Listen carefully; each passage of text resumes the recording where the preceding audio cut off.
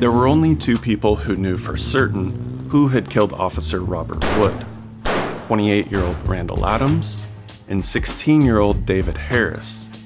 For detectives, the evidence was thin, but the pressure to find the killer was mounting. Someone needed to pay with their life, the death penalty for a dead officer. And even if they couldn't be certain who had committed the crime, maybe the appearance of justice was more important than justice itself. Over a decade later, filmmaker Errol Morris made one of the greatest documentaries of all time. The Thin Blue Line not only exposed a miscarriage of justice and freed an innocent man from prison, but created a new genre of movies and forever changed the way Americans view their own justice system. Randall Adams was driving from Ohio to California and happened to stop in Dallas on the way. And while he was in Dallas, he happened to run out of gas. And as he was walking down the road with a gas can, 16-year-old David Harris happened to stop to see if he needed a ride. Harris had just run away from home, and the car he was driving, it turned out, was stolen. Mr. Calvin Cunningham, who lives here in Vidor, had his home broken into and his little Mercury Comet stolen. We felt as though David had committed that crime. David Harris had also stolen an arsenal of guns. David Harris knew the car was stolen, knew the guns were there, knew the guns were stolen, was on a crime spree, had had a criminal record prior to stealing this car and these guns. According to Adams' testimony, Harris helped him get gas, and then they got some beer, went to a drive-in movie, I am the student body! and Adams was back at his motel a little after 9 p.m. According to Harris' testimony, they got some beer and went to a drive-in, but instead of leaving around 9 p.m., they stayed for the second movie and left around midnight. He also claimed that Adams was driving, that they were pulled over, and that when an officer approached the driver's window, Adams shot him. The next day, Harris went back home to Vidor, Texas, and immediately began bragging to anyone who would listen that he had shot a police officer. He said, I swear to God, he said, I shot that pig. Trying to get anybody and everybody to listen to him. Yeah, I shot that son of a gun. Word got back to detectives, and they brought Harrison for questioning, where he told them his version of events. Now, it might seem like Harris was the more obvious suspect. He was on a crime spree and driving a stolen car. But there may have been motivation for police to pin the murder on Adams, whether he was guilty or not. They had a 28-year-old man. The only alternative would be prosecuting a 16-year-old that could not be given the death penalty under Texas law, where our 28-year-old man could. That's always been the predominant motive, in my opinion, for having a death penalty case against Randall Adams. Not that they had him so dead to rights, but just that he was a convenient age. Adams was found guilty and was sentenced to death, while all of Harris' crimes were dropped in exchange for his testimony against Adams. 10 years later, filmmaker Errol Morris arrived in Dallas on unrelated business. He had worked as a private investigator in New York for the past 4 years, but had scraped together enough money to make a documentary about Dr. James Grigson, aka Dr. Death, a forensic psychiatrist who would evaluate defendants and determine whether they should get the death penalty. He was an expert witness for the prosecution in 167 cases, and in nearly every one, he claimed that the defendant was an incurable sociopath who would murder again and again, if not put to death. Grigson encouraged Morris to interview the men who had landed on death row because of his testimony, and one of these men was Randall Adams. Kid scares me. Kid scares me. To think that he could actually be out there walking the streets, and Dallas County let him go. The kid had 7 crimes coming down on him. He had armed robberies. He had firing on a peace officer. He had breaking and enterings, aggravated assaults. God knows what all this kid had. And Dallas County gives him complete immunity for his testimony, just lets him walk. But it wasn't until Morris started digging through the court transcripts a few weeks later that he began to seriously consider if Adams was innocent. I remember reading the transcript from that trial, thinking, this is f***ed up. There's something wrong with this. And it was clear the kid, the 16-year-old kid, who the f*** is the 16-year-old kid, David Harris? Who is this guy? And I thought, if I'm going to tell this story, I got to meet this kid. It took several weeks, but Morris finally found Harris. He had just served an 8-year sentence in San Quentin, but was out on parole and back in his hometown. He lives in this godforsaken town, Vidor, Texas. Vidor was a haven for the Ku Klux Klan, a so-called sundown town. It's a city where black people will not spend the night. Black people won't even stop there to get their car filled with gasoline. And furthermore, the people of Vidor were under the impression that the policeman that was murdered was a black man. It's been speculated that the race of the murdered officer may have been a motivating factor when considering the evidence against Harris. After all, he was just a 16-year-old Vidor local, the cop wasn't white, and Adams was just a drifter. Why not pin it on him? I meet David Harris at a bar in a swamp. Say you're in a situation where you're talking to someone, I'm talking to you, and I'm worried that you're thinking that I'm thinking something. I look at Harris and I say, I'm really happy that I had a chance to meet you because I can tell that you couldn't possibly be the killer of Robert Wood. I think, what the f*** is wrong with you, Errol? I say I have to get back. He tells me 3 times in a row to be very, very careful driving home. And I was just totally freaked out. And I'm driving, and I swear to God, I thought he was following me. Despite being terrified, Morris was able to convince Harris to appear on camera for an interview. But between the time they set it up and the day of the interview, something happened. I got a call at my house about 3:30 one morning. One of the patrolmen in my department called and said, we just arrested this boy named David Harris, and he won't even tell us his name. He said he wants to talk to you. But they told me something that really made me interested. They told me he'd been shot. The home was entered while this man and his girlfriend were there alone. The man was sent into the bathroom at gunpoint, told to stay there. David took the girl and was starting to leave. The man exited the apartment with a gun.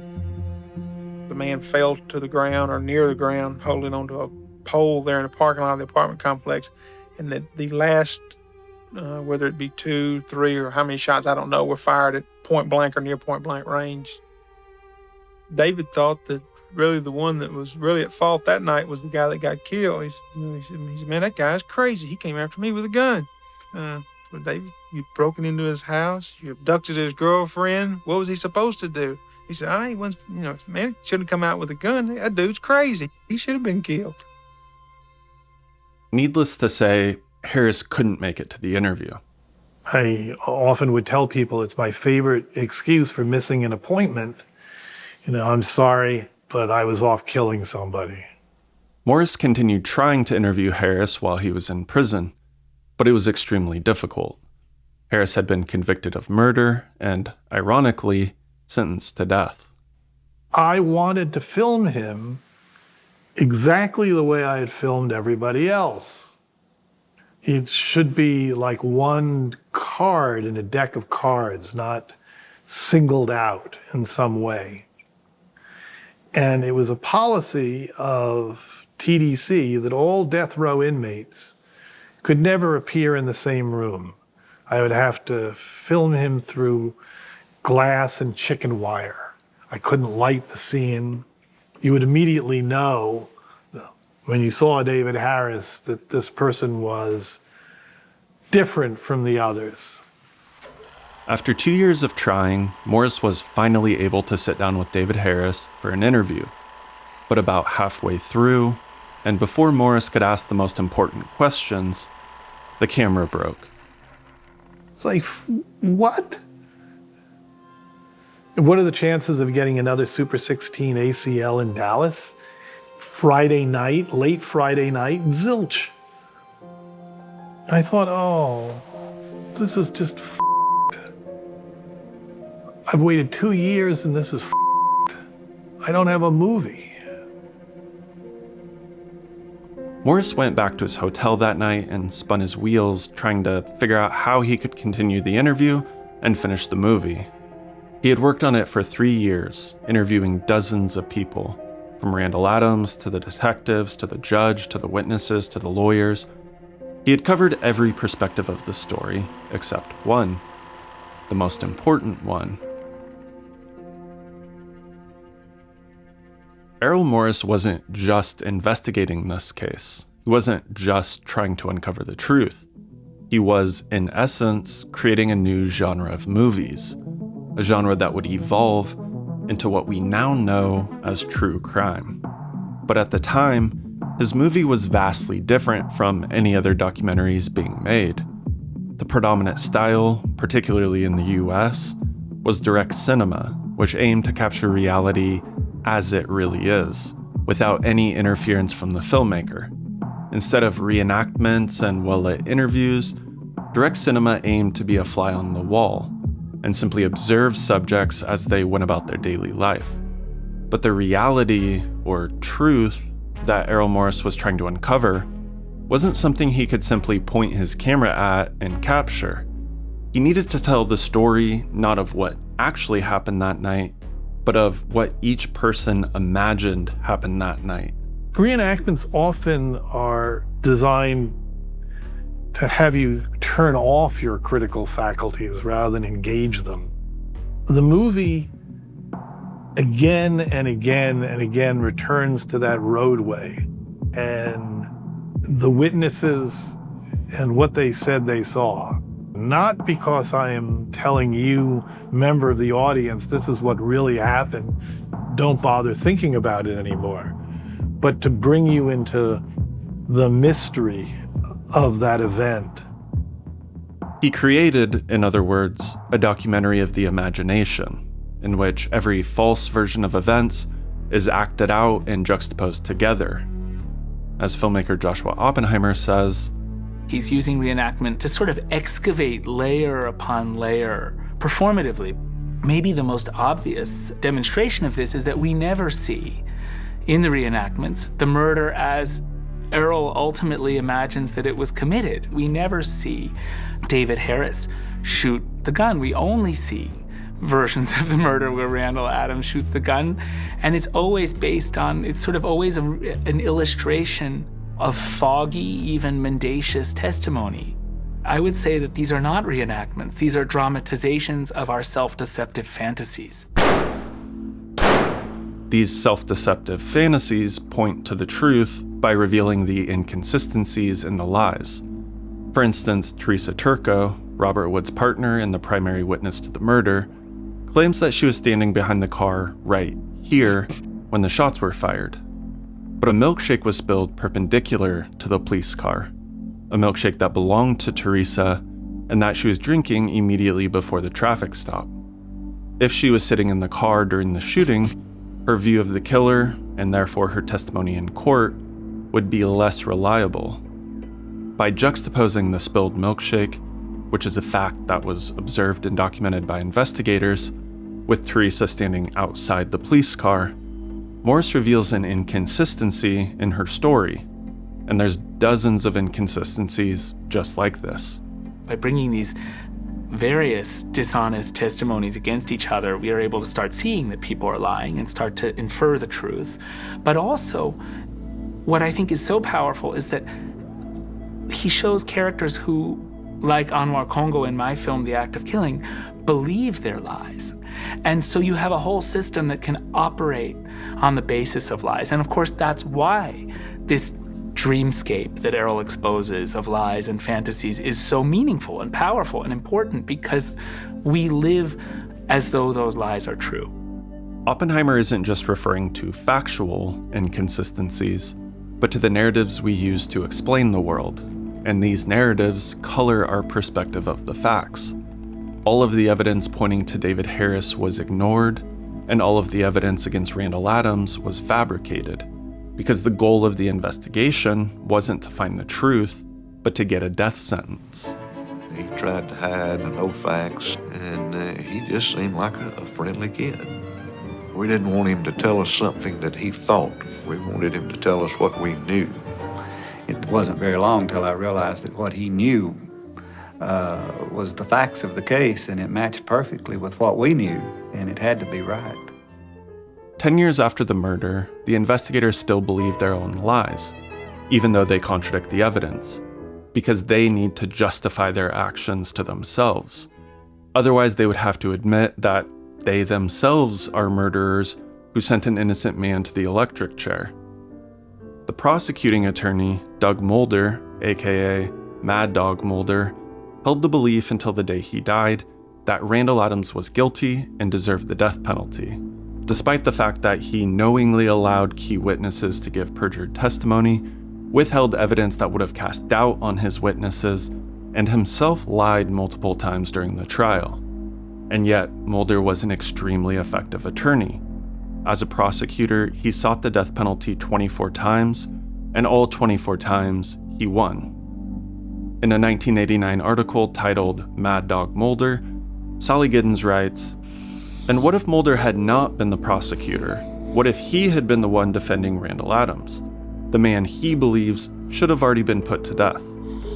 "Oh yeah," Mulder says, "I'd have gotten him off. There's no doubt in my mind." Prosecutors in Dallas have said for years, any prosecutor can convict a guilty man. It takes a great prosecutor to convict an innocent man. To this day, I think Mr. Mulder believes that the Randall Dale Adams conviction was one of his great victories, probably because of some reservations he has about Randall Dale Adams' guilt. He went over my testimony with me pretty extensively, how I should answer certain questions, things of this nature, kind of, it's what you call coaching the witness, He was deceiving the jury, see, he wanted to deceive justice. That's why I think that statue of the scales, you got that blindfold on. We don't see what goes on behind the closed doors. The justice system is such that the most successful investigators and attorneys are those who win, not those who find the truth.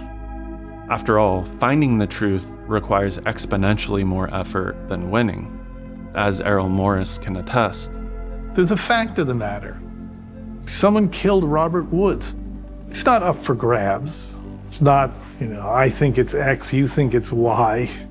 There's a fundamental reality in history. And one of the things that the Thin Blue Line taught me, maybe not in all instances, but in some instances you can answer that question if you work hard enough, you try hard enough, you investigate thoroughly enough. You can answer those questions. After his camera broke during the David Harris interview, Morris returned the next day with just a tape recorder. He didn't imagine he would be able to use it in the movie, but he wanted to finish the interview, and by extension, finish the investigation he had spent the last 3 years working on. And sometimes, truth can come from the most unlikely source at the most unlikely time, and be so undeniable that it shatters the dreamscape of lies. But you'll have to watch the movie for yourself, if you want to hear the interview. A few months after The Thin Blue Line released, Randall Adams' conviction was overturned, and his case dismissed. Despite being wrongly imprisoned for 12 years and nearly executed, Adams received no compensation from the state of Texas. And Adams' story is unfortunately all too common. Since 1973, there have been 201 death row inmates who were found to be wrongfully convicted. And we can assume that this number represents only a small percentage of the total number of wrongful convictions. The death penalty engenders mistakes. It makes mistakes more likely to happen. It's a mistake generating device. Because when the issue becomes killing somebody versus finding the truth about what happened, this is no longer a justice system. It's a punishment system. At a legislative hearing in 2001, Adams said, "The fact that it took 12.5 years in a movie to prove my innocence should scare the hell out of everyone in this room. And if it doesn't, then that scares the hell out of me." Since The Thin Blue Line was released, the true crime genre has become wildly popular, resulting in thousands of movies, shows, and podcasts, many of which are more interested in entertainment than they are in finding the truth. But regardless, more and more people have come to understand how unjust the justice system can be, and that is in large part due to the popularity of this genre, a genre that can be traced back to The Thin Blue Line, which provided the blueprint for telling a complicated story about a miscarriage of justice in a way that people could understand and empathize with. I used to joke that there are a lot of people on death row because their stories are just too complicated for people to understand. And if people can't understand them, nothing good is ever going to happen.